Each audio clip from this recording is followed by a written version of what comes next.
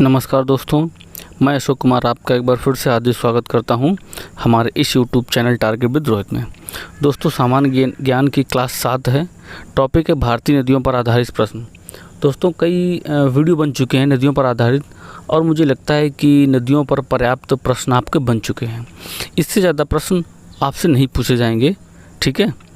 और ये जो सेट जो बना रहा हूँ ये उत्तर प्रदेश पुलिस, दरोगा, एनटीपीसी, लेखपाल, यूपी टेट, सुपर टेट और एसएससी के लिए बहुत ही महत्वपूर्ण है। और ख़ासकर उन बच्चों के लिए जो सुपर टेट का एग्ज़ाम देना चाहते हैं, क्योंकि सुपर टेट में क्या होता है 40 प्रश्न आते हैं। उन 40 प्रश्न में से कम 20 प्रश्न भूगोल, इतिहास और आपका संविधान से संबंधित होते हैं। बाकी का प्रश्न क्या होता है आपका करंट अफेयर से आता है। प्रश्न नंबर 26 है, बगलिहार बांध किस नदी पर स्थित है? झेलम नदी, चिनाब नदी, सतलज या गंडक? तो दोस्तों, बगलिहार बांध जो है वो किस नदी पर है? वो चिनाब नदी पर बांध बना हुआ है। कौन सा बांध? बगलिहार बांध। ध्यान रखना, बगलिहार बांध किस नदी पर है? चिनाब नदी पर है, ठीक है। बुलर झील निम्न में से किस नदी पर स्थित है? बुलर झील, झेलम, चिनाब, व्यास या सतलज? ठीक है। तो बुलर झील जो है वो बुलर झील किस नदी पर स्थित है? तो झेलम नदी पर बुलर झील स्थित है, ठीक है। प्रश्न नंबर 28 है, लोहित नदी निम्न में से किस भारतीय राज्य में प्रवाहित होती है? उत्तर प्रदेश, मध्य प्रदेश, जम्मू कश्मीर या अरुणाचल प्रदेश? ठीक है। लोहित नदी, दोस्तों मैंने जब आपको नदियाँ पढ़ाई थी तब लोहित नदी के बारे में बहुत अच्छी से विस्तार से बताया था। तो लोहित नदी निम्नलिखित में से किस राज्य में प्रवाहित होती है? तो वो होती है अरुणाचल प्रदेश में, यानी कि option number D. Arunachal Pradesh में लोहित नदी प्रवाहित होती है, यानी बहती है। नदी निर्मित द्वीप माजुली निम्नलिखित में से किस नदी पर स्थित है? ब्रह्मपुत्र, सिंधु, ताप्ती या नर्मदा? ठीक है। तो माजुली द्वीप है ब्रह्मपुत्र नदी। किस नदी पर? ब्रह्मपुत्र नदी पर, ठीक है। और कहाँ पर है ये माजुली द्वीप? तो माजुली द्वीप असम में है। माजुली द्वीप जो है वो कहाँ पर है? असम में, ठीक है।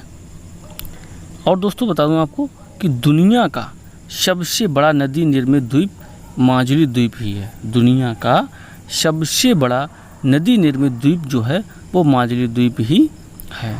प्रश्न नंबर 30 है, निम्नलिखित में से किस दर्रे से होकर सतलज नदी तिब्बत से भारत में प्रवेश करती है?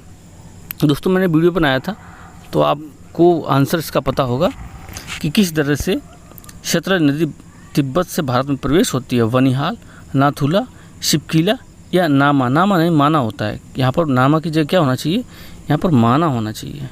माना दर्रा, नीज दर्रा मैंने आपको बताए थे, ठीक है।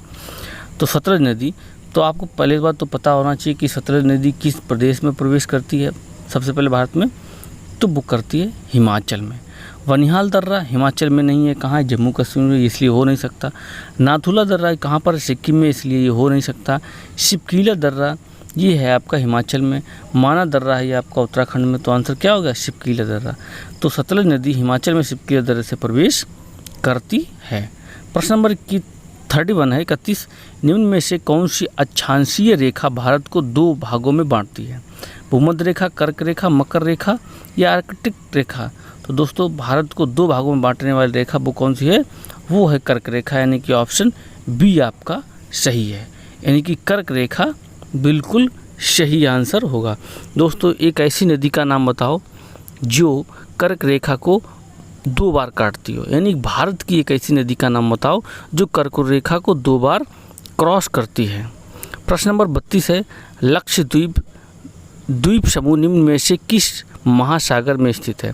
आपको पता होना चाहिए मैप में कि लक्षद्वीप कहाँ है, अरब सागर में या बंगाल की खाड़ी में? अरब सागर, बंगाल की खाड़ी, हिंद महासागर या अटलांटिक महासागर? तो लक्षद्वीप जो है वो आपका कहाँ होगा? अरब सागर में स्थित है, ठीक है। 33 प्रश्न नंबर है, हिमालय के किस भाग में करेबा पाए जाते हैं? उत्तर पूर्वी हिमालय, नेपाल हिमालय, पंजाब हिमालय या कश्मीर हिमालय? तो दोस्तों करेबा जो है वो कश्मीर हिमालय में पाए जाते हैं। करेबा कहाँ पाए जाते हैं?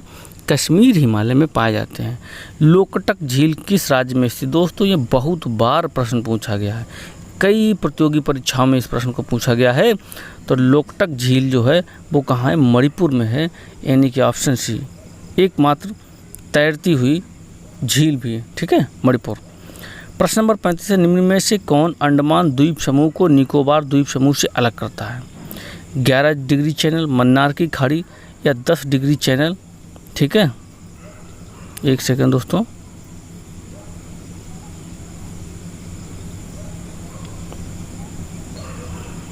थोड़ा सा मिस्टेक हो गया है। ठीक है, ये था, ठीक है। तो बोला है कि अंडमान को निकोबार से कौन सा द्वीप अलग करता है? तो वो है ऑप्शन सी है 10 डिग्री चैनल। दोस्तों मैंने आपको लिखवाया था चैनल के बारे में, 9 डिग्री 10 डिग्री, ठीक है, चैनल क्या होते हैं। प्रश्न नंबर 36 है, निम्न में से किस पर्वत श्रेणी में दोदा बेटा चोटी स्थित है? नीलगिरी श्रेणी में, अन्नामलाई श्रेणी में, या कार्डमम श्रेणी में, या नल्लामलाई श्रेणी में? तो दोस्तों दोदा बेटा जो है वो किस श्रेणी में स्थित है? तो नीलगिरी श्रेणी में। कहाँ पर? नीलगिरी श्रेणी में दोदा बेटा स्थित है। प्रश्न नंबर 37 है, निम्न में से किस नदी को बंगाल के शोक के रूप में जाना जाता है? गंडक, कोसी, सोन या दामोदर? तो दोस्तों बंगाल का शोक जो है वो किस नदी को बोला जाता है? वो बोला जाता है दामोदर नदी। दामोदर नदी को बंगाल का शोक बोला जाता है, और बिहार का शोक कोसी नदी को बोला जाता है। प्रश्न नंबर 38 है, भारत में सबसे बड़ी नदी द्रोणी निम्न में से किस नदी की है? सिंधु, गंगा, ब्रह्मपुत्र या कृष्णा? तो नदी द्रोणी सबसे बड़ी जो है वो दोस्तों किसकी है? गंगा नदी की है। सबसे बड़ा बहाव क्षेत्र किसका है? वो गंगा नदी का ही है, ठीक है, मैंने आपको वीडियो में बताया था। प्रश्न नंबर 39 है, निम्न में से किस नदी को पंचनद में शामिल नहीं किया गया है? रावी, सिंधु, चेनाब, झेलम? दोस्तों मैंने पंचनद नदियों के नाम आपको बताए थे, झेलम, चिनाब, रावी, व्यास, सतलज।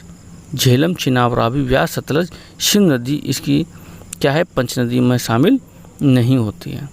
प्रश्न नंबर 40 है, और ये अंतिम प्रश्न होगा, ठीक है, निम्न में से कौन सी नदी भ्रंश घाटी से होकर बहती है? मैंने जब वीडियो बनाया था तो हमने भ्रंश घाटियों से बहकर होने वाली नदियों के नाम लिखाए थे, आप बताइएंगे सोन नदी, यमुना, नर्मदा या लूनी? तो भ्रंश घाटी से होकर बहने वाली नदी है वो है आपकी नर्मदा नदी, ठीक है। कौन सी नदी?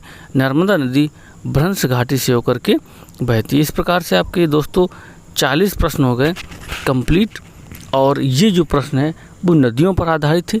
नदियों पर आधारित प्रश्न आपके सारे समाप्त हो गए। मैं आपको एक वीडियो ज़रूर बनाऊंगा कि अरब सागर में गिरने वाली नदियाँ।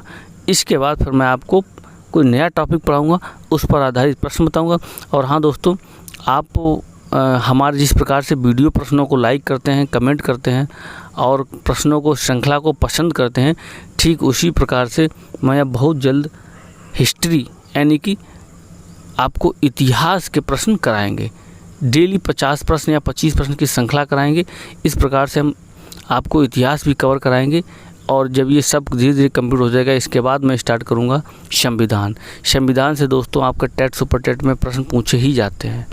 धन्यवाद, मिलते हैं नेक्स्ट वीडियो में।